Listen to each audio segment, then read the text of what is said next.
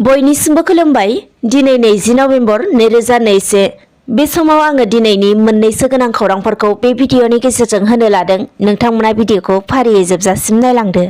सेथि खौराङाव लानानै फैदों थांनाय बावैसो मणिपुराव उदखारिफोरनि गाग्लोबनायजों मुंख्लं जानाय आसाम राइफलनि बिर जवान सुमन स्वर्गियारिनि दुखुथिया नखराव दिनै बिटिआरनि गाहाय खुंगिरि प्रमद बर'आ दावबायफैना खौरां लाफैनायजों लोगोसे सुमन स्वर्गियारिनि मुंख्लं खाम्फायाव बिबार बावफैयो। रायखांनो नांगोन दि बिटिआरनि गाहाय खुंगिरि प्रमद बर'आ दुखुथिया नखराव नुजाथि फैनानै खौरां लाफैनायजों लोगोसेनो दुखुथिया नखरखौ जेब्लाबो मदद होफागोन होनना खोथा होनानै फैयो। बेजों लोगोसेनो बिटिआर सोरखारनिफ्राय मुंख्लं बिर सुमन स्वर्गियारिनि आंगो नखराव मुंख्लं खाम्फा गायसंनायजों लोगोसेनो मुंख्लं सुमन स्वर्गियारिनि मुङाव उइभिं सेन्टार खुलिगोन होननानैबो फोसावना होयो। आरो बेजों लोगोसेनो बाक्सा जिल्ला मुंख्लं सुमन स्वर्गियारिनि आंगो गामि थाइखारखुसियाव लोंनाय दैनि जेंना, लामा हान्थिनायनि जेंना, गामियाव फैनाय समाव दालांनि गोनांथि जानाय बायदि जेंनाफोरखौ सुस्रांना होनायजों लोगोसेनो नखरनि सुबुंनो सोरखारि साख्रि होनायनि राहाखौबो खालामना होगोन होनना फोरमायथियो।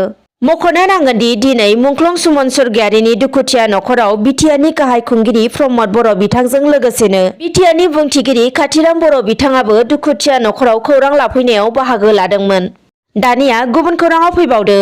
बाक्सा जिल्लानि 25 नं बागानपारा बियाबनि सिङाव थानाय मेरकुसि आनसलिक गोजौ फरायसालिनि 9 आरो 10 थाखोनि फरायसाफोरनो थांलाय फैलायनि राहा खालामना होनाय थांखिजों बिटिआर सरकारनिफ्राय साइकेल राननानै होदों दिनै बिटिआरनि बुंथिगिरि काथिराम बर'आ। मख'नो गोनांदि बिटिआर सरकारनिफ्राय मेरकुसि ओनसोलनि गोजौ फरायसालिनि 9 आरो 10 थाखोआव फरायनाय फरायसाफोरनो गं 97 साइकेलखौ रानना होखांनायनि उनाव बिटिआरनि बुंथिगिरि काथिराम बर'आ बुङोदि बिटिआर ओनसोलखौ जौगाखांहोनो थाखाय फरायसाफोरनो नांगौ बायदि खाबु होनाय जागोन। फरायसाफोरा खाबु बायदियै फरायनो मोनब्लासो जौगाखांनाय थासारिया बिटिआरआव थाबैनो फैगोन होननानै बिथाङा फोरमायथियो। बेजों लोगोसेनो दिनै मेरकुसि गोजौ फरायसालिनि फरायसाफोरनि खाबु बायदियै मेरकुसि गोजौ फरायसालिखौ गोदानै आनसलिक हायार सेकेन्डारिसिम फोजौना होनायबो जायो आरो बिटिआरनि बुंथिगिरि काथिराम बर' बिथाङानो दिनै बेखौ बेखेवनानै होलाङो।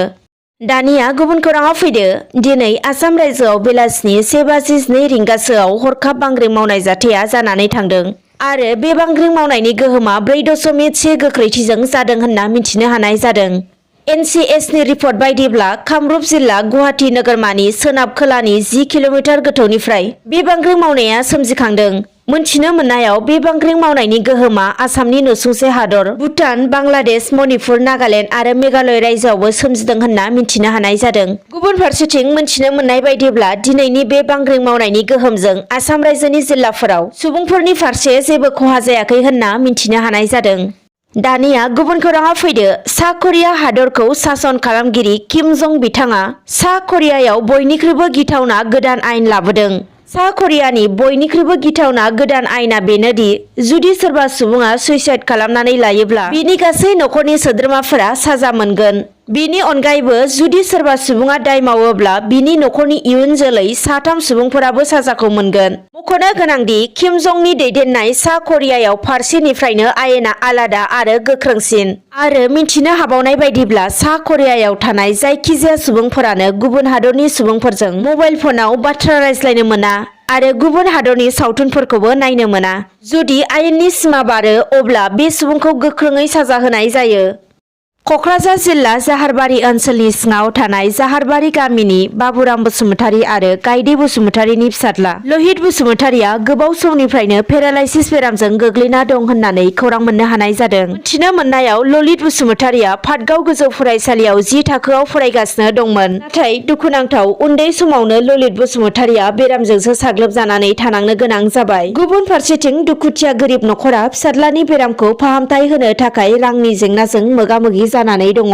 बेनिखायनो राहा गोथे जानाय दुखुथिया नखरा फिसाज्लानि बेरामखौ फाहामथाय होनो रायजो राजा आरो सरकारनिसिम अनसुंथाइ मोननो हास्थायदों। नोंथांमोनाबो जुदि दुखुथिया नखरखौ हेफाजाब होनो सानोब्ला नैबे होनाय एकाउन्ट नाम्बार 71380260145336 बेवहाय हरनानै दुखुथिया नखरखौ हेफाजाब होनो हागोन। दिनैनि खौरांफोरा बेखिनियानोमोन। गोजोन्थों।